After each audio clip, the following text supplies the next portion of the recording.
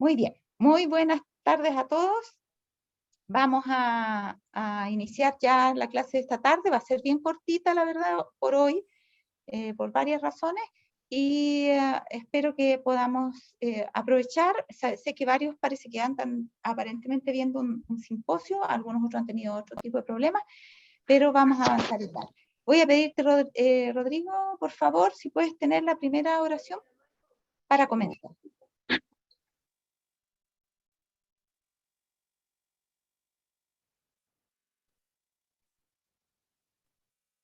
A ver, si Rodrigo no puedes, entonces... Pero puedo orar yo. Ya, ahora haz tú la primera oración, Bernardita. ¿Ya? Ya. Oh, ya. Querido Padre Celestial, una vez más te damos las gracias, Señor, por permitirnos abrir tu palabra libremente, por este día sábado, Señor, y por todas las bendiciones que nos das a diario. Gracias, Señor, por todo. Pedimos tu presencia, Señor, en este minuto, para que todo lo que podamos estudiar quede grabado con tu mano, Señor, en nuestros corazones y en nuestras mentes, y que eso sirva también, Señor, para que cuando lo pongamos en práctica podamos llevar a otros a tus pies. Bendice a Jacqueline, Señor, que es quien nos va a dar la clase. Habla a través de ella, Padre, y dinos todo lo que tú quieres que nosotros aprendamos. Amén. Te damos las gracias, Señor, por nosotros y también por todas las personas a las cuales representamos. Te pedimos todo esto, Señor, y te damos las gracias en el santísimo nombre de tu Hijo Jesús. Amén. Amén, Señor. Muy bien. Vamos entonces a ver un poquito. No sé por qué no me está avanzando esto.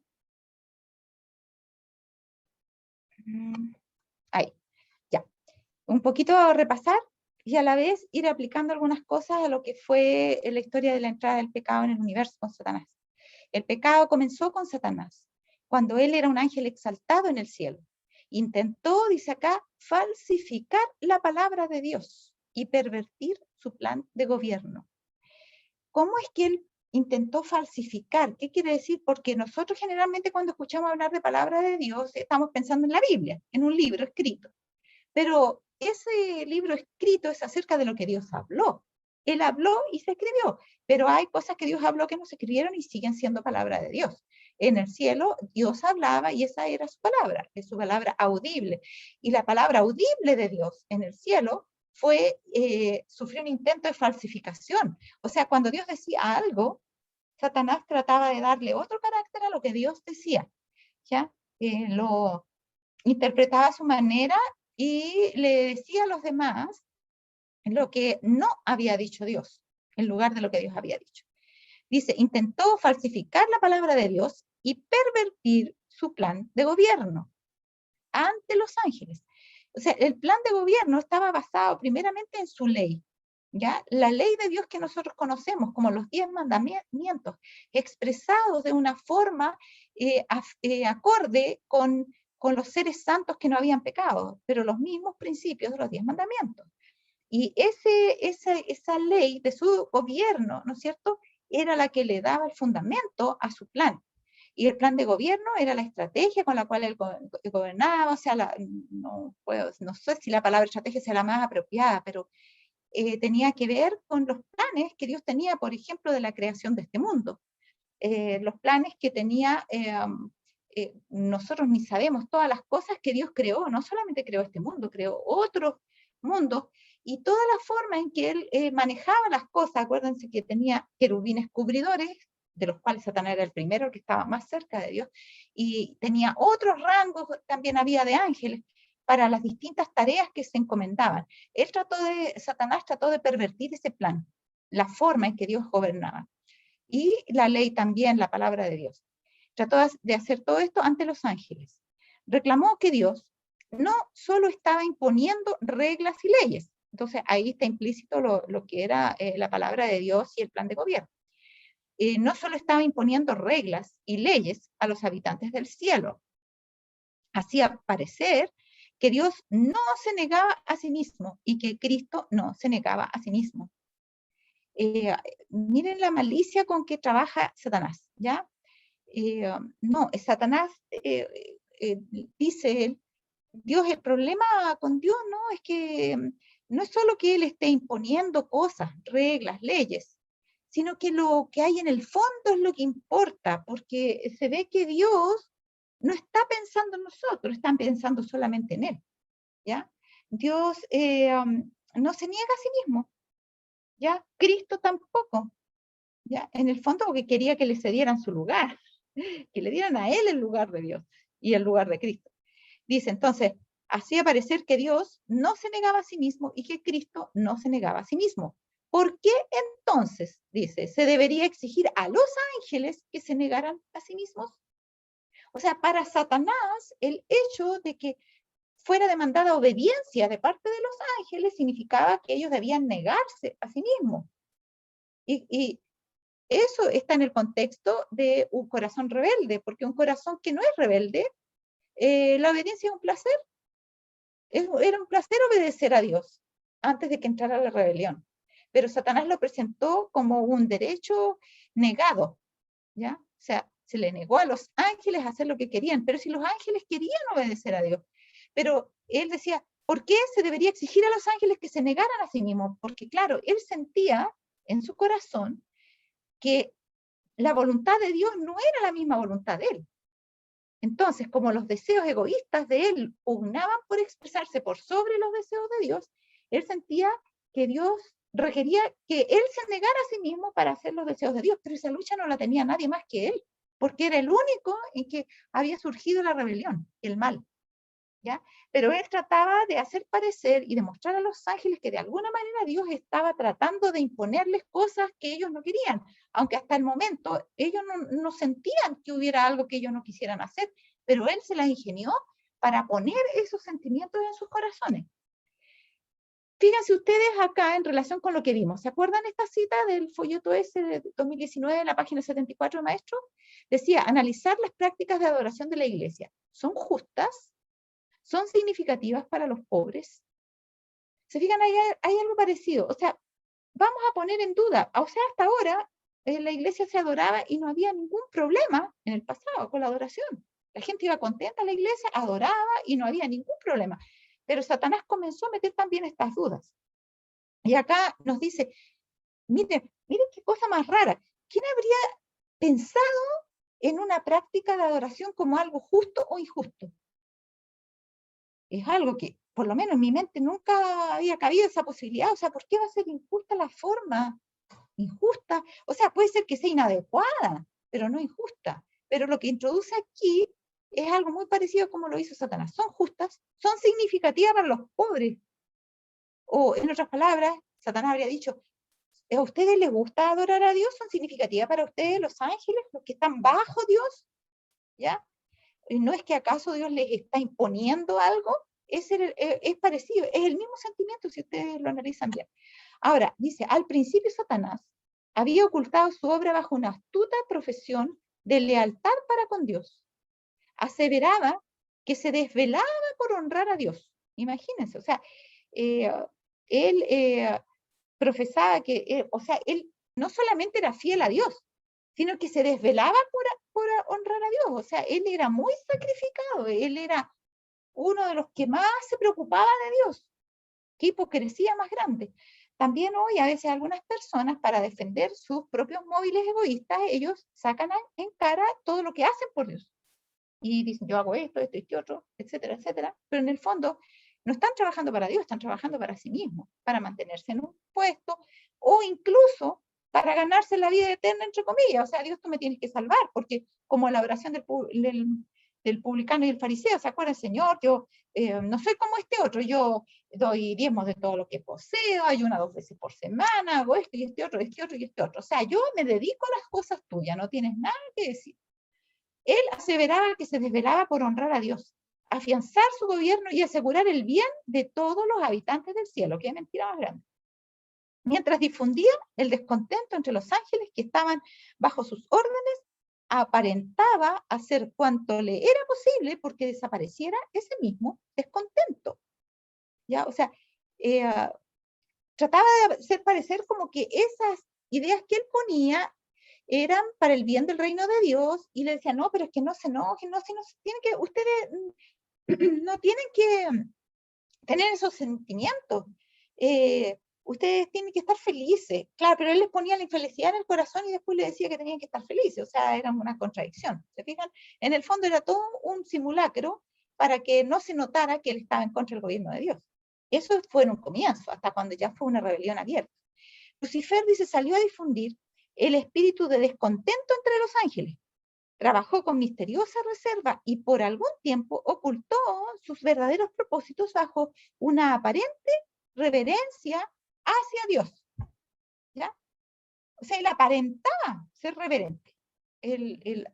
Solamente que es igual, es imposible que no se note totalmente, porque él mismo había abandonado el puesto de querubín cubridor, y eso era algo imposible que no se notara. Pero acuérdense que los ángeles no tenían malicia. Nosotros tenemos malicia. Nacimos en pecado. Y nosotros vemos algo y enseguida empezamos a sacar cuenta y decimos, no, sí, ¿cómo que habríamos dicho nosotros, cómo que tanto se preocupa por el gobierno de Dios? ¿Y por qué ahora ya no está al lado de Dios ahí ocupando su puesto? ¿Por qué abandonó su trono que tenía al lado de Dios? ¿Se fijan? Pero los ángeles no cuestionaban eso porque ellos no tenían malicia. ¿Ya? Entonces él trabajaba con misteriosa reserva, con mucho cuidado, tacto, que no se notara, ocultaba sus verdaderos propósitos, bajo una aparente reverencia hacia Dios. A ver, espérense, vamos, yo quería mostrarles algo. A ver, espérense, parece que... Ah, ya. Bueno, voy a avanzar un poquito porque quiero mostrarles algo que también está ahí, que muestra lo mismo, ¿ya? Mire, se los voy a leer mejor. Está en la misma página, creo que era, en la misma página, 74. Habían varias cosas que decía, por ejemplo, como para disimular el verdadero propósito egoísta que hay detrás. En este mismo folleto del que hablábamos, habían otras propuestas más en la misma página, porque ahí decía, analizar las prácticas de adoración de la iglesia, son justas, son significativas para los pobres. Después decía, son significativas para los últimos, o sea, para los pobres, o para todas las razas, o para los niños pequeños y los ancianos, o para las visitas de la calle. Hay inclusión de otras culturas e idiomas, ya sabemos que quieren incluir lo del Ministerio de la Mujer. Ahí entonces le tiraron por el lado de otras culturas e idiomas. Hay lenguaje de señas para sordos y rampas para sillas de ruedas. ¿Cómo les resulta el sermón a los indigentes, a los maltratados, a los débiles y los enfermos, a los niños o a alguien con SIDA? O sea, imagínense cómo toma todos esos factores culturales y de las personas que tienen algún tipo de resentimiento, no hacia Dios, pero las trata de volcar como hacia, exigimos un derecho de que en la iglesia se nos trate con igualdad. ¿Se fijan? Y de esa manera trata de ganar a toda esa gama de gente que está fuera de la iglesia para ponerla en sus filas y que los apoyen. ¿Se fijan? Decía, por ejemplo, más arriba, decía, analiza con tu clase de qué maneras pueden promover la esperanza y la compasión en el culto de adoración. Oiga, pero si el culto de adoración es para Dios, no es para las personas. Dios es el objeto del culto, pero dice, durante los últimos 15 minutos de la clase, pide a los miembros de la clase que comiencen a planificar un modelo de culto de adoración que fomente la misericordia y la ayuda bíblicas hacia los pobres y oprimidos, etcétera. Ya era varias ideas, qué sé yo. Dice, por ejemplo, planificar un culto de adoración con un tema relacionado con la misericordia y la justicia, destacar lo que la iglesia está haciendo para satisfacer las necesidades de la comunidad. Cosas como esas, ¿qué tienen que ver con la adoración? ¿Se fijan como bajo una aparente reverencia hacia las cosas de Dios, hacia tratar de hacer algo bueno por el gobierno de Dios? En el fondo están echando agua a su propio molino porque él estaba representando a ADRA ante la ONU. Y la Organización de las Naciones Unidas tiene 17 objetivos sustentables, entre cuales está acabar con la pobreza, por ejemplo, la igualdad de género y todo ese tipo de cosas. Entonces, claro, para poder meter eso dentro de la iglesia, tiene que mostrar que la iglesia está mal, que el culto no está bien, porque tiene que meterlo en el culto, pues donde están todos. Entonces, trataba de hacer parecer como que en la iglesia metía esa duda, ¿lo estamos haciendo bien? No, pero es que nosotros tenemos que hacerlo mejor, ¿ya? Etcétera. Abajo dice, analizar con los dirigentes de la iglesia distintas formas de incorporar regularmente la misericordia bíblica en los cultos de adoración de la iglesia. Para que tengan una idea. Yo no sé si hubo gente que no se dio cuenta de esto o qué, pero está muy pervertido esto, muy pervertido. Y cuando dice, por ejemplo, en espíritu y en verdad, dice, significa con toda sinceridad y con las más excelsas facultades intelectuales y con todo fervor. Nada que ver, porque en espíritu y en verdad significaba en el espíritu nuestro unido al Espíritu Santo. A eso significaba. Que el Espíritu Santo era el que nos guiaba a la verdad. Ahora, ellos no eran seres que pudieran acarrear, decía entonces, bajo una aparente reverencia hacia Dios, la última parte abajo, ya, él trataba de, lo volvía todo como en misterio y trataba de difundir el espíritu de descontento entre los ángeles. Trabajó con misteriosa reserva, dice, y por algún tiempo ocultó sus verdaderos propósitos bajo una aparente reverencia hacia Dios. Luego dice, semejantes restricciones aquí me salté un pedacito, porque su propia sabiduría, él decía, bueno, me salté ese pedazo, pero se los digo yo. Él decía que ellos no necesitaban estar sometidos a semejantes restricciones, porque su propia sabiduría bastaba para guiarlos. ¿Ya? O sea, el bien está en ti, si no necesitas tú que te digan todas las cosas, y que te restrinjan y te pongan leyes, porque tú tienes tu propia sabiduría. Ellos no eran seres que pudieran acarrear deshonra a Dios, todos sus pensamientos eran santos. ¿Se acuerdan cuando hubo una pugna parecida? Cuando el pueblo de Israel hubo una rebelión y le dijeron a Moisés, oye, ¿y acaso Aarón y María también son como tú, Moisés? ¿Tú crees que tú eres el único santo? Ahí aquí el campamento, dijeron en la rebelión de Coré. Ellos son santos. Querían ser todos iguales delante de Dios. Y Dios le dijo, a ver, cuidadito. Cuando yo hable con un profeta, le voy a aparecer en sueños y en visiones, pero con mi siervo Moisés yo voy a hablar cara a cara. Así que aquí no son todos iguales, es una forma de decir de Dios, ¿no? ¿Ya? Ahora dice, perdón, ellos no eran seres que pudieran acarrear deshonra a Dios, todos sus pensamientos eran santos. Los pensamientos de Satanás, como Lucifer, eran cualquier cosa menos santos. Se esforzó en despertar el descontento respecto a las leyes. Ya, ahí hay otra cosa, porque acá se procura tener una religión del corazón que hace a un lado la religión de la Biblia. Se guían por sentimientos y no por la palabra de Dios. Y ahí también estaban diciendo en el fondo que sus pensamientos eran santos, eran buenos, no necesitaban leyes, no necesitaban algo escrito que Dios les viniera a decir lo que tenían que hacer. Entonces mucha gente dice que no necesita la Biblia porque su corazón mismo le dice las cosas. Dice, se esforzó en despertar el descontento respecto a las leyes que gobernaban a los seres divinos, insinuando que ellas, las leyes, imponían restricciones innecesarias. Insistía en que siendo dotados de una naturaleza santa, los ángeles debían obedecer los dictados de su propia voluntad. O sea, como la carne santa. O sea, si esa es una tendencia que hubo en los tiempos de la hermana White, un movimiento de la carne santa, y que ellos pensaban que una vez que se entregaban a Dios, de ahí para adelante iban a ser santos siempre. Entonces, todo lo que hicieran ellos, porque se habían entregado a Dios, iba a ser santo porque sus cuerpos ya eran santos. Totalmente un tremendo error, porque el mismo Señor habla de la importancia de mantenernos ahí para no retroceder, porque el que retrocediera no agradará a su alma, que no nos vamos a deslizar como Eva, que se deslizó, pero acá no. Ellos decían que en ese tiempo, y ahora Satanás, en ese tiempo Satanás le vendió la idea de que la naturaleza de los ángeles era santa y por lo tanto las restricciones eran innecesarias. Los ángeles debían obedecer los dictados de su propia voluntad, su propio corazón y su propia voluntad. O sea, no necesitamos hacer la voluntad de Dios porque nosotros somos santos, hacemos lo correcto. No solamente Dios tiene la razón, también otros pueden tener la razón. ¿Ya? Entonces, aquí hay algunos que dicen en la iglesia, o sea, todo tiene que ser por el espíritu de profecía o por eso, ¿no? Si nosotros también podemos sacar conclusiones, ¿no es cierto? Y podemos pensar por nosotros mismos, esas cosas ya son anticuadas. Nos serían igual si Dios lo hubiese hecho en nuestro tiempo. En nuestro tiempo las cosas han cambiado y son diferentes. Así que no necesitamos guiarnos que porque está escrito en el Espíritu del Cielo, la palabra de Dios ahí, porque si la misma hermana White viviera ahora, nos diría otra cosa. ¿De dónde sacan eso? Cuando la palabra de Dios dice todo lo contrario y dice que la palabra de Dios en 2 de Pedro capítulo 2, 2 de Pedro, no, 1, 2 de Pedro 1, dice que la profecía no es de particular interpretación, no sirve para uno solo, o para un solo tiempo, o para una sola persona. ¿Por qué dice? No es de particular interpretación porque los hombres de Dios fueron inspirados por el Espíritu Santo. Y el Espíritu Santo no le estaba hablando para un solo hombre, no estaba haciendo escribir para ese solo hombre o para ese solo momento. Si la palabra que queda registrada era para nosotros, ¿ya? Entonces, es para todo tiempo. Entonces, los ángeles debían obedecer los dictados de su propia voluntad. Eso es lo que Satanás quería. Eso es lo que quería que ellos creyeran.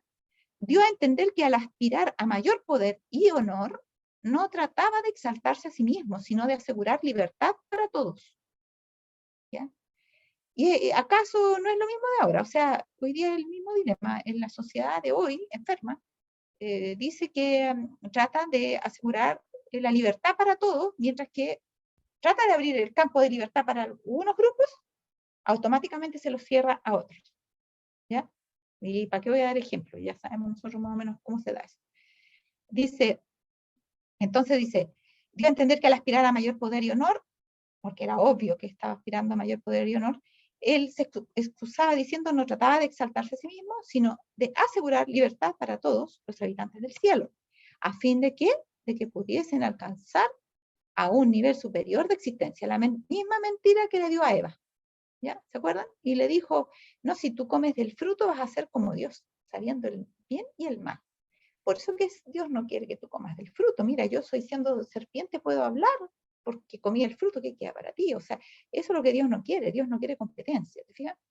Ahora, cuando le hizo pecar a Eva en eso, se justificó a sí mismo, diciendo, bueno, el pecado de Eva es el mismo mío.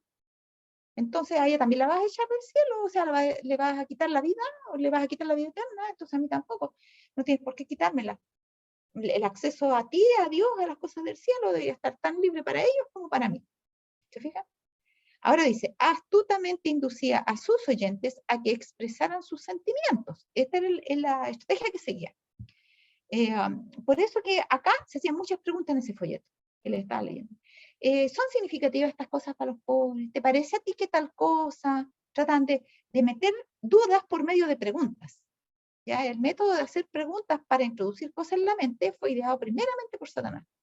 No quiero decir que no sea bueno hacer preguntas para hacer reflexionar a la gente, pero estas estaban siendo hechas con mala intención. Astutamente inducía a sus oyentes a que expresaran sus sentimientos. Luego, cuando así convenía a sus intereses, repetía esas declaraciones en prueba de que los ángeles no estaban del todo en armonía con el gobierno de Dios. Miren qué diablo, vamos a decir la redundancia, qué diablo es el diablo. Primero, le empieza a hablar, a hacer preguntas acerca de cómo considera las cosas, pero a ti no te parece que no es necesario que Dios nos diga eso, o acaso tú crees que igual no harías lo correcto, igual, bueno, y entonces, ¿para qué Dios nos pide eso? Sí, en realidad no lo había pensado así, mira, te encuentro la razón. Entonces él decía, los ángeles dicen que ellos no están de acuerdo con que se les imponga algo, porque ellos mismos se pueden dar cuenta, y repetía lo mismo que él les había dicho a ellos, y que ellos habían consentido al final de que sí, que parece que tenía razón, y esas declaraciones mismas que él le había dicho a los ángeles, las repetía como prueba de que los ángeles no estaban del todo en armonía con el gobierno de Dios.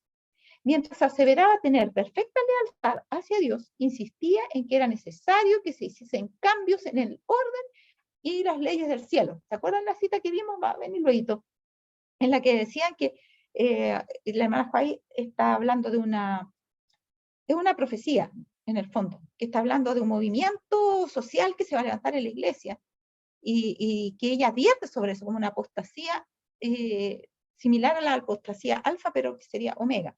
Y ella dice, si esta gente dice que quiere plantear una reforma, una reforma y que todo el sistema debe ser cambiado, en el fondo, ¿de dónde se está imitando ese modelito? Acá. Mientras aseveraba tener perfecta lealtad hacia Dios, insistía en que era necesario que se hiciesen cambios en el orden y las leyes del cielo, o sea, cambios radicales, fundamentales. ¿Se fijan?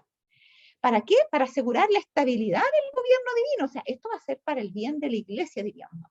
Tenemos que reformar la iglesia para el bien de la iglesia, para ganar más almas, si hiciéramos esa reforma social en la iglesia, entraría mucha gente a la iglesia, y así se estabilizaría el gobierno divino, nadie estaría reclamando en contra de Dios, todos estarían satisfechos. ¿Ya? ¿Para qué? Para asegurar la estabilidad del gobierno de Dios. Hacía alarde de querer eliminar el descontento y reconciliar a los ángeles desconformes con el orden del cielo. ¿Quién había puesto esa desconformidad en la mente de los ángeles? Él mismo. Decía, no, yo tengo un plan para acabar con la desconformidad. Que todos seamos iguales, que tengamos los mismos derechos, que no esté Dios ahí mandándonos todas las cosas. Pero él quería mandar. Sí, pero yo lo voy a hacer por el bien de los ángeles. Los voy a representar a ustedes. Dice, mientras fomentaba secretamente el desacuerdo y la rebelión. O sea, les enseñaba a estar desconformes y luego fomentaba eso, el desacuerdo y la rebelión. Dice, con pericia consumada aparentaba que su único fin era promover la lealtad y preservar la armonía y la paz. ¿Ya? ¿Para qué? Para que haya armonía, para que haya paz. Es necesario que Dios cambie. No, Dios, si tú no cambias, esto no va a cambiar. ¿Te fijas cómo están todos descontentos? ¿Quién los había puesto descontentos? Él mismo. Luego dice, no se esfuerce el sentido, decía esta que habíamos visto esta cita, no se esfuerce el sentido de las declaraciones de la Biblia en un esfuerzo por presentar algo raro a fin de agradar la fantasía. Entender las escrituras tales como son. Y esto nos habla un poco de lo que estaba haciendo Satanás. Satanás estaba forzando las declaraciones, por ejemplo, de los ángeles para presentarlas de una forma diferente delante de Dios, y las declaraciones de Dios las presentaba de una forma un poco diferente delante de los ángeles. Y introducía la fantasía de que él iba a ser un gobierno mejor, donde todos iban a ser iguales, todos iban a ser libres, ponía cosas en su mente que nunca habían estado. Pero la palabra de Dios debe ser interpretada en forma sencilla y tal como es. Dice, se me ha instruido que amonesta a nuestro pueblo, porque muchos están en peligro de recibir teorías y engaños que socavan las columnas fundamentales de la fe. Como pasó en el cielo, como pasó en el Edén, puede pasar y va a pasar en gran medida también ahora. ¿Ya? Hay un peligro. Y no es cosas pequeñas las que se van a cambiar, sino que son teorías y engaños que socavan las columnas fundamentales de la fe, apuntan a nuestras creencias fundamentales. Así que ojo con eso. Ahora dice, su política de Satanás era confundirlos con argumentos sutiles acerca de los designios de Dios. ¿Ya? Argumentos así suaves, pero ¿qué querrá Dios con esto? No sé, a mí se me ocurre, tal vez podría ser tal cosa, pero es que no sé si fuera eso, aquí, allá, pero ¿qué será, qué sé yo, tratar? Los confundía con argumentos sutiles acerca de los designios de Dios. O sea, ¿para qué Dios hacía eso? ¿Qué es lo que pretendía? ¿Cuáles eran los propósitos y los motivos de Dios? Cubría de misterio todo lo sencillo y por medio de astuta perversión ponía en duda las declaraciones más claras de Jehová. ¿Se fijan? Eso es el resultado, la perversión. Pervertir las escrituras, pervertir las columnas de nuestra fe, pervertir las creencias fundamentales. ¿Cómo? Poniendo un halo de misterio, de hacer complicadas las cosas sencillas. ¿Ya? Por ejemplo, nosotros hablamos del temor de Jehová y le ponemos una de cosas para tratar de explicar que el temor en realidad no es temor, y que después hasta escuché por ahí que el temor era malo, que el miedo era bueno porque era instintivo, pero el temor no era bueno, porque el temor como que creaba algo más psicológico, era artificial. Oiga, pero la palabra de Dios habla sin fin acerca del temor, pues. Dice que el temor es el principio de la sabiduría, el temor de Jehová. Dice que nuestro mensaje es distintivo, es temer a Dios y darle gloria. Dice que tenemos que perfeccionar la santidad en el temor de Dios. Dice que Jesús fue escuchado u oído a causa de su temor reverente. En los días de su carne, dice, con grande aflicción y lágrimas, y fue escuchado a causa de su temor reverente. ¿Y cómo entonces eso que nos están tratando de enseñar de que el temor es malo? Y después le dicen a uno, no, pero es que temor no es temor, temor en realidad es como reverencia, y empieza a tratarse de dar vuelta a todo y cambiar. Hermanos, cuidado. Dice, esto es lo mismo que hacía, su política era confundirlos con argumentos sutiles acerca de los designios de Dios. Cubría de misterio todo lo sencillo. O sea, el temor de Dios que habla Dios, de ese temer a Dios y darle gloria a lo que Dios en realidad quiere decir, no es eso. No es eso de tenerle temor, es de ser reverente, de rendirle culto, de cualquier cosa, pero menos tenerle temor. El temor, hermano, es temor. Aquí y en todas partes. Temor es temor, tan sencillamente como eso. Pero él cubría de misterio todo lo sencillo y por medio de astuta perversión ponía en duda las declaraciones más claras de Jehová.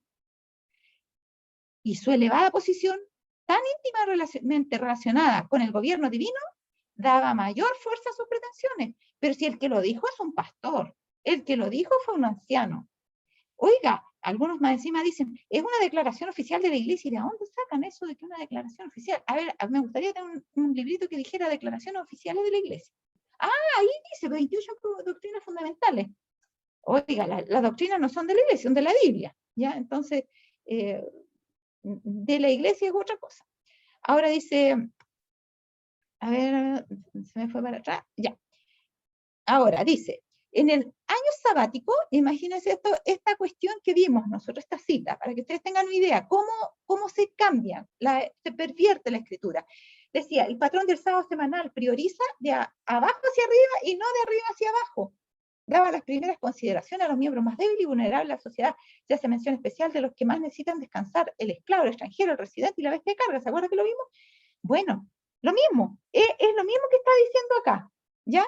Que cubrían de misterio todo lo sencillo y que pervertían las declaraciones más claras de Jehová. ¿Qué más claro que los 10 mandamientos y el cuarto mandamiento cuando dice ni tú, ni tu hijo, ni tu hija, ni tu siervo, ni tu criada, ni tu güey, ni tu güey? No, es que eso debe ser interpretado de abajo para arriba, no de arriba para abajo. O sea, no tú ni tu hijo, sino que empieza tu siervo, tu criada, tu asno, y después sigue para arriba con tu hijo, y después tú al final. ¿Cómo es que es eso? Ponía, igual Satanás hacía lo mismo, ponía en duda las declaraciones más claras de Jehová y su elevada posición tan íntimamente relacionada con el gobierno divino, daba mayor fuerza a su pretensión. Entonces acá, cuando leían esto, acá, que sale en el folleto, en la página 39 del folleto maestro, también está en la página 32, la gente dice, pero si es un órgano oficial de la iglesia, es el folleto, es palabra de la iglesia. Entonces está bien, bueno, pero los 10 mandamientos no son más importantes. Entonces, no tenemos nada claro, ¿ya? Entonces, acá, por ejemplo, otra cosa. ¿Se acuerdan que habíamos visto esto? Las teorías espiritualistas acerca de la personalidad de Dios anulan la luz que Cristo al descender del cielo dio a Juan, o sea, el Apocalipsis, ¿ya? ¿Cuáles podrían ser esas teorías espiritualistas acerca de la personalidad de Dios? Que anulan las profecías, en el fondo, porque eso es lo que está en Apocalipsis, en la profecía, la revelación para el pueblo de Dios del tiempo del fin.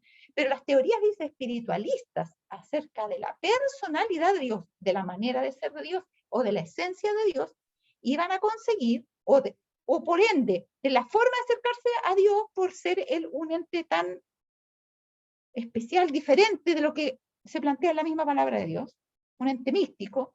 Entonces, eso atrae a la gente ¿para qué? Para que no tengamos en cuenta las profecías.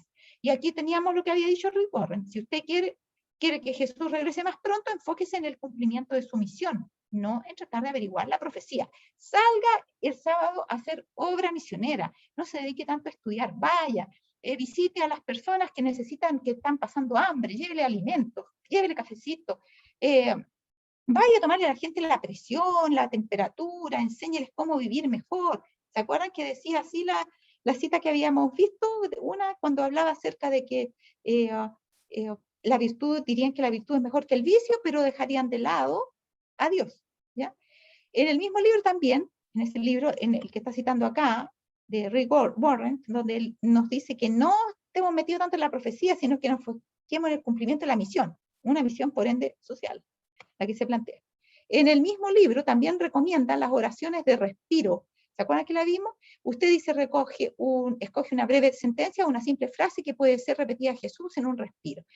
Esto es en el fondo un aborrecimiento, puse yo acá, me puse por una, por las profecías de Dios, que va ligado al misticismo. Hay una conexión entre el aborrecer las profecías y desviarnos hacia el lado del misticismo.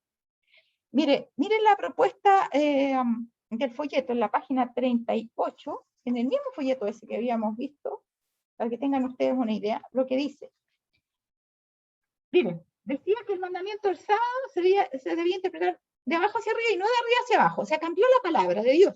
Tan clara como el mandamiento del sábado. Se lo van a ustedes a borrar diferente. Se van a preocupar de los pobres y no de ustedes, porque el mandamiento debe interpretarse al revés. Y ahora el acercamiento al misticismo. En la página 38 de ese mismo folleto dice así.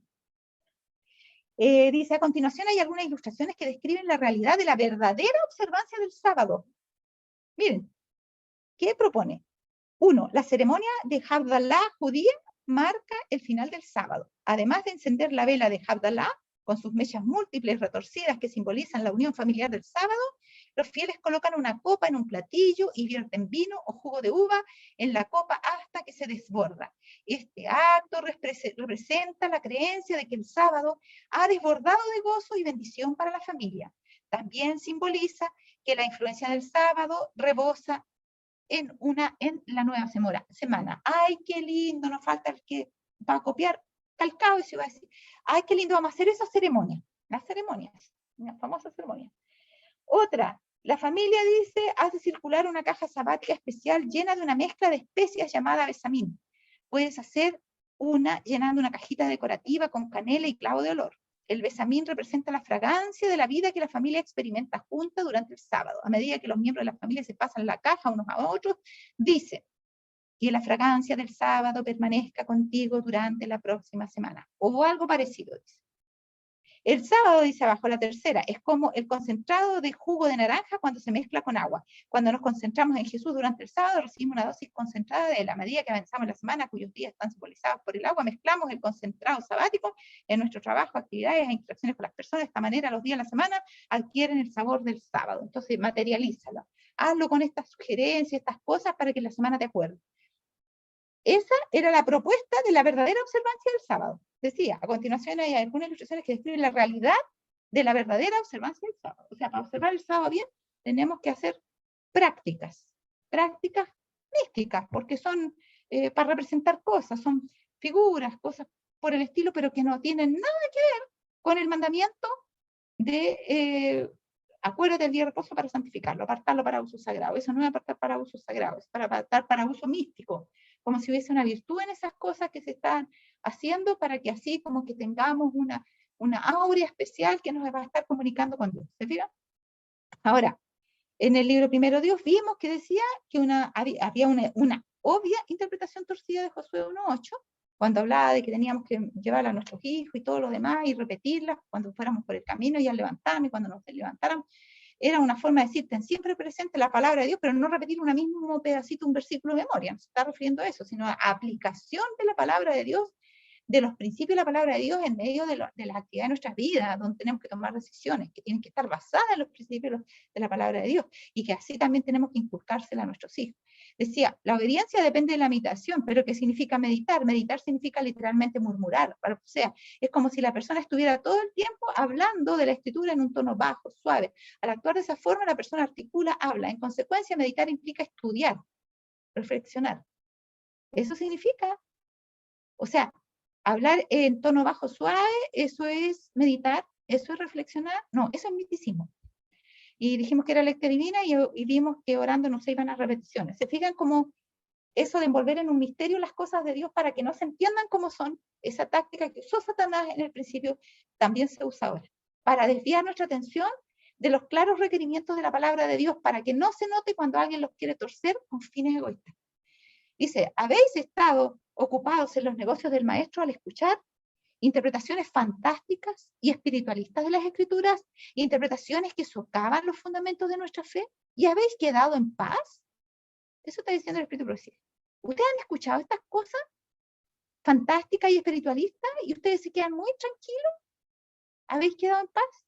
Dice Dios, tampoco estaré más con vosotros, a menos que despertéis y vindiquéis a vuestro Redentor. También habíamos ya visto esa cita. Ahora dice, Satanás, cuando él era un ángel exaltado en el cielo, intentó falsificar la palabra de Dios y pervertir su plan de gobierno ante los ángeles. ¿Ya? Está clarito, ya lo habíamos leído también delante. ¿Ya? Entonces, Satanás fue el primero que falsificó la palabra de Dios, trató de torcerla, de cambiarla, y ahora se intenta hacer lo mismo. Por eso que dice que los principios de las propuestas de Satanás en el cielo son los mismos que ahora se están llevando a cabo en esta tierra. Actúa de la misma manera, con las mismas estrategias, y sus hijos hacen lo mismo que él. Ahora, dice acá, había inculcado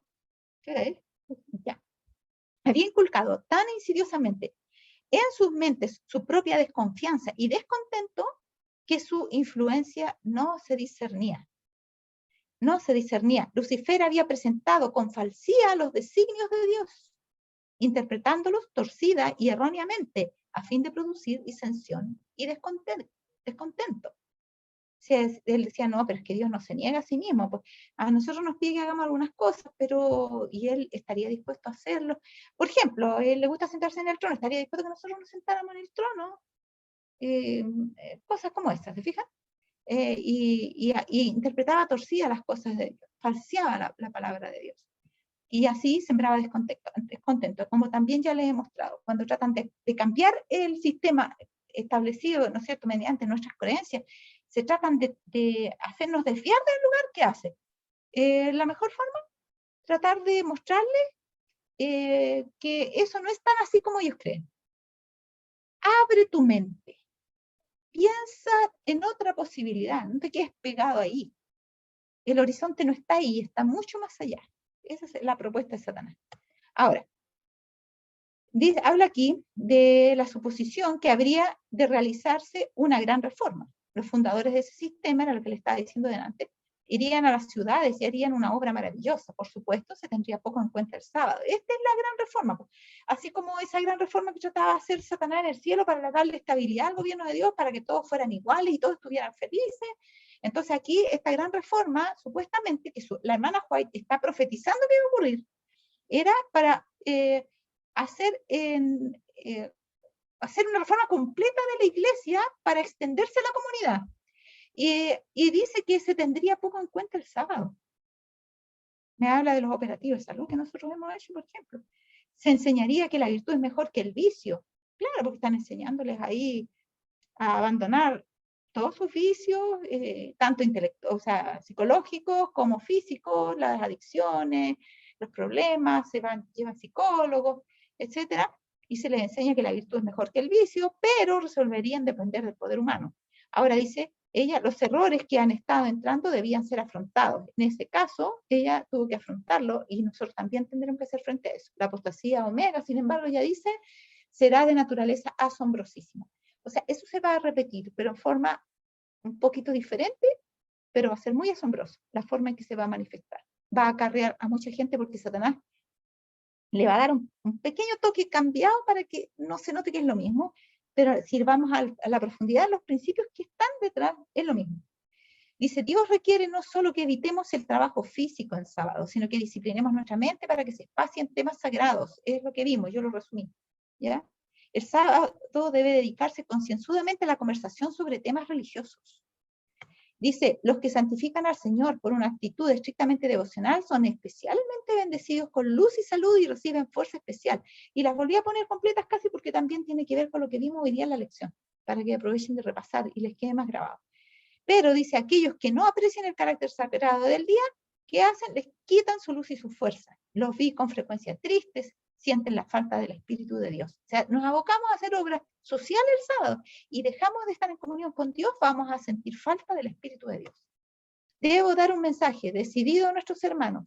No transijáis con el mal. Haced frente, no temáis los resultados. Muchos engaños han sido enseñados como verdad en estos días.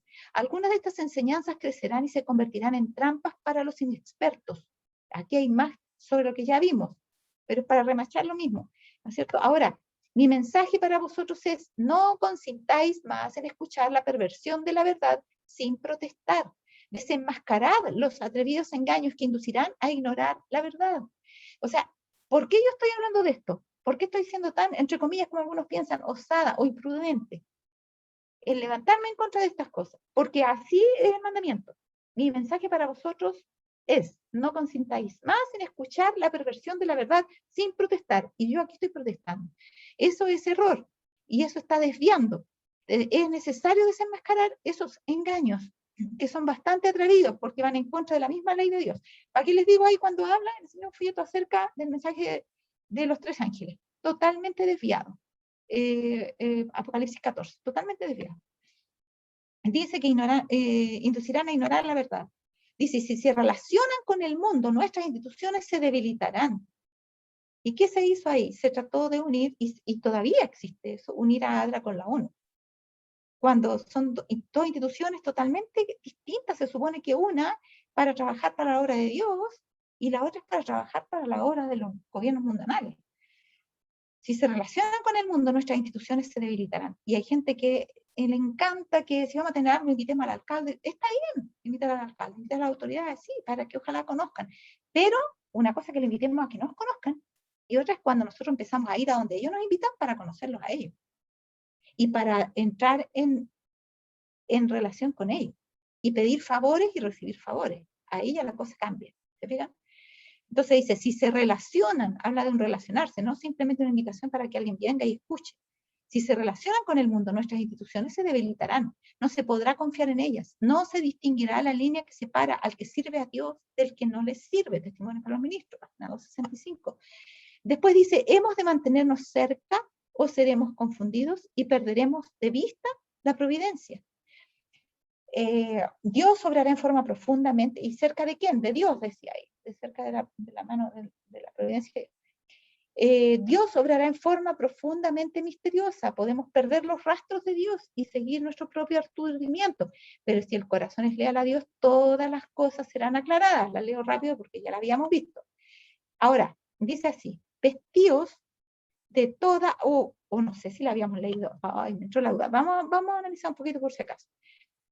Lo que está amonestándonos aquí es que podemos perder de vista la providencia. ¿Qué significa? La forma en que Dios está trabajando. Y Dios trabaja siempre de acuerdo a los principios que están en su palabra.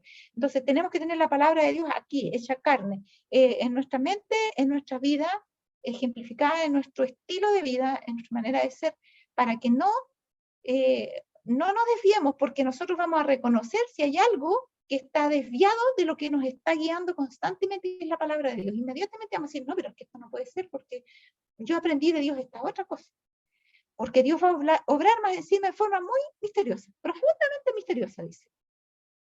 Profundamente misteriosa. Solamente, por eso dice en Daniel 11, solamente los entendidos entenderán. ¿Ya? ¿Y entendidos de qué? De la palabra de Dios. Entonces, los que han estudiado solamente superficialmente las escrituras van a ser engañados. Y podríamos perder los rastros de Dios de verdad. Y seguir nuestro propio aturdimiento, dice, pero el corazón que es leal es el que está en armonía con la palabra de Dios y va a distinguir cuando algo se desvía de la palabra de Dios. Vestíos, es el consejo, de toda la armadura de Dios para que podáis estar firmes contra las acechanzas del diablo, porque no tenemos lucha contra sangre y carne, sino contra principados, contra potestades, contra los gobernadores de las tinieblas de este siglo, contra huestes espirituales de maldad en las regiones celestes. Y está citando Efesios 6, 10 al 18. En la palabra de Dios dice, se describen dos bandos opuestos, lo que hemos estado hablando, que influyen sobre los seres humanos en nuestro mundo y los dominan. No solamente influyen, sino que una vez que su influencia es aceptada, ellos toman el dominio. Estos bandos. O si nosotros nos dejamos influir por Dios porque es voluntario, en el caso de Dios, Dios nos puede dominar para el bien. Pero si nosotros, porque dijimos que no podemos ser neutrales, o nosotros vamos a ser siervos de Dios, vamos a ser siervos de Satanás. Así que nosotros, la influencia de Dios debe ser aceptada. Dios no entra invasivamente. Él toca la puerta y llama. Y si le abrimos la puerta, Él va a entrar. Y entonces, ¿cuándo nos va a dominar? ¿En qué sentido? Cuando dice, yo cenaré contigo y tú conmigo. O sea, tú vas a ser parte de mi vida y yo voy a ser parte de la tuya. Y en ese sentido va a haber un dominio, a tal punto que nosotros vamos a ser la esposa de Cristo, la iglesia de Dios. Pero si somos dominados por el enemigo, estamos en pésimas manos. Él es invasivo. Él basta que, ¿se acuerdan de las cuñitas de entrada? Bastaba una cuñita de entrada para que él tome todo el ser. Y para que no nos demos ni cuenta que estamos haciendo sus designios, malos designios. Esos bandos están actuando, se me juntaron aquí, constantemente sobre cada ser humano. Los que están bajo el dominio de Dios y la influencia de los ángeles celestiales podrán discernir las astutas artimañas de los poderes invisibles de las tinieblas. ¿Cómo podremos discernir entonces? Para que no nos desviemos, para que no perdamos los rastros de Dios. Aquí decía, los que están bajo el dominio de Dios, o sea, por eso decía, nos domina o el poder del diablo o el poder de Dios. Los que están bajo el dominio de Dios y la influencia de los ángeles celestiales podrán discernir las astutas artimañas, porque Dios no nos domina con la mentira. Dios no nos domina en contra de nuestra voluntad o en forma compulsiva. Dios nos domina mediante su amor. ¿Ya? Son cuerdas de amor de Dios que nos dominan para poder librarnos de nosotros mismos incluso, porque nuestras tendencias son hacia la muerte. El mal guía siempre hacia la muerte y hacia la muerte eterna finalmente. Uy, estamos en la hora. Entonces dice acá, las astutas artimañas de los poderes invisibles de las tinieblas, los que desean estar en armonía con los agentes, esa era del anterior, los astutas, decía, podrán discernir las astutas artimañas de los poderes invisibles de las tinieblas. Los que desean estar en armonía con los agentes celestiales debieran ser sumamente fervientes en cumplir la voluntad de Dios. Fervientes en cumplir la voluntad de Dios. No deben dar la menor cabida a Satanás y a sus ángeles. Pero a menos que estemos constantemente en guardia, o sea, eso es lo otro. Primero, estar siempre imbuidos de la palabra de Dios. Segundo, estar constantemente en guardia. Seguro decía, tenemos que estar en guardia contra tales hombres. Ahora debemos estar totalmente, o sea, constantemente en guardia. ¿Para qué? Para no darles a Satanás y a sus ángeles cabida. Debemos reflexionar. Pero a ver, ¿estará bien que yo haga esto? ¿O será bueno lo que me dijeron? ¿Qué puedo pensar? ¿Qué dice la palabra de Dios? A menos que estemos constantemente en guardia, seremos vencidos por el enemigo. Aunque a todos ha sido manifestada una solemne revelación de la voluntad de Dios acerca de nosotros, sin embargo, el conocimiento de esa voluntad no excluye la necesidad de elevar fervientes súplicas a Dios en busca de qué? De ayuda y procurar diligentemente cooperar con Él en respuesta a las oraciones ofrecidas. Él cumple sus propósitos por medio de instrumentos humanos. ¿Ya? Entonces nosotros debemos no confiar, no, pero si yo ya sé, yo como Eva, yo ya sé la palabra de Dios, entonces no me va a engañar Satanás cuando venga, pero no sabía que iba a venir disfrazado. Y las cosas malas vienen disfrazadas de buenas. Entonces nosotros tenemos que estar atentos a la Escritura, estar en armonía con el Espíritu de Dios, no en disputa, sino estarnos asegurados de que Dios nos está dominando y cooperar con Él, con Dios, ¿ya? Cooperar con Él en respuesta a las oraciones ofrecidas, porque tenemos que orar mucho para pedirle a Dios que nos guíe, ¿ya? No excluye nuestra necesidad de orar y pedir ayuda al Señor. Y Él cumplirá sus propósitos por medio de instrumentos humanos, a pesar de que estamos luchando contra las tinieblas espirituales de maldad en las regiones celestes, los gobernadores de las tinieblas de este mundo, contra Satanás y sus ángeles. Dios puede cumplir sus propósitos por medio de instrumentos humanos. Él nos protege, Él nos da de su espíritu, Él nos habilita. Todos sus mandatos son habilitaciones. Cuando nos pide que hagamos algo, debemos ser inflexibles para hacer su voluntad. Y si la hacemos, estamos a salvo. Si nos desviamos o justificamos la menor infracción o desviación de la voluntad de Dios, estamos en peligro. Porque esas son las cuñitas por las que entra Satanás. ¿Ya? Entonces, para no perder los rostros de Dios, tenemos que ser sumamente obedientes y conocer su voluntad para saber qué tenemos que obedecer. Muy bien, se nos acabó el tiempo ya, así que no sé si hay algún voluntario allí que no sea Bernardita, porque ella hizo la primera oración. ¿Alguien que quiera tener, por favor, la última oración? ¿Alguien podría tener la última oración? No sé si está Rodrigo ahora ahí para poder orar, para que apagues el micrófono, o sea, encienda el micrófono para poder orar, ¿ya? Y si no, oras tú, Miguel, ¿ya? Por favor. La última oración. ¿Ya?